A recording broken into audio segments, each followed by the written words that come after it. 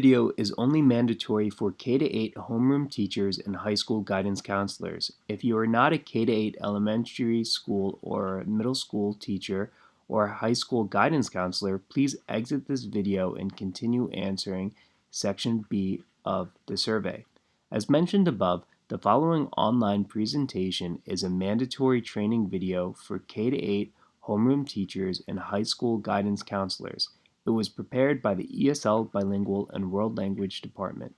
This training is in relation to required state and federal monitoring procedures regarding former English learners for up to 4 years after they have officially exited an ESL program.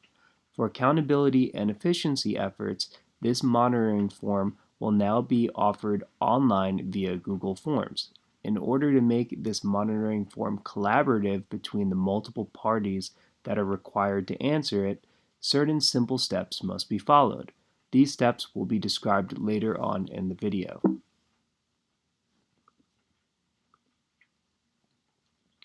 It is important to note that this monitoring form has only one different procedure for grades K-8 versus high school.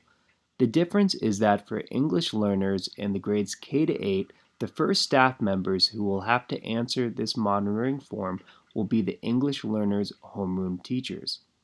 After the K-8 homeroom teacher completes their portion of the monitoring form, which are portions A, C, D, and E, they will then forward it on to the English learners' content teachers to complete Part B. Please note that if a K-8 homeroom teacher additionally teaches an English learner a content area course such as ELA, science, math, or social studies, they should also additionally answer certain portions of Section B on the monitoring form related to the content areas of which they teach.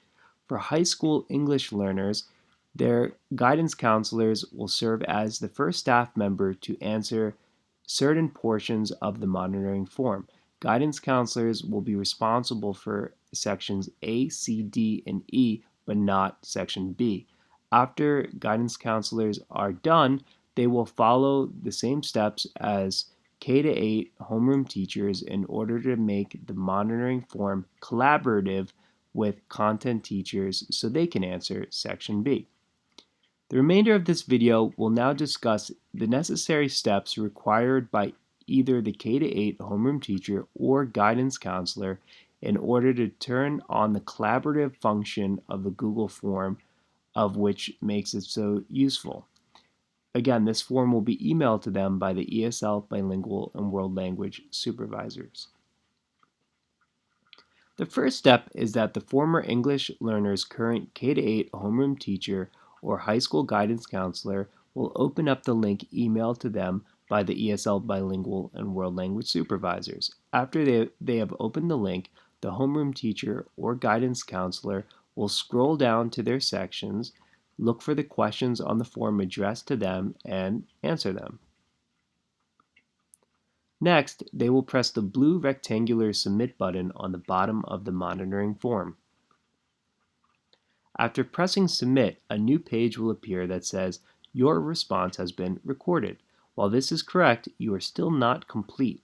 Now, the English learner's current K-8 homeroom teacher or high school guidance counselor must press the blue button entitled Edit Your Response.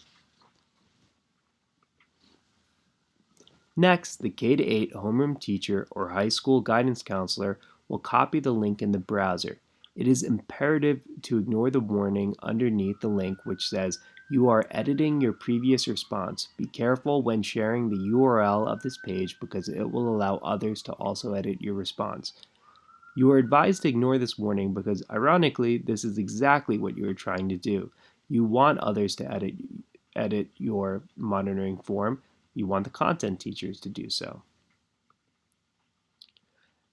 Now, K-8 homeroom teachers or high school guidance counselors should open up their email. Paste the link into the body of that email and create a group email to all the content teachers involved in completing the remaining portions of the survey.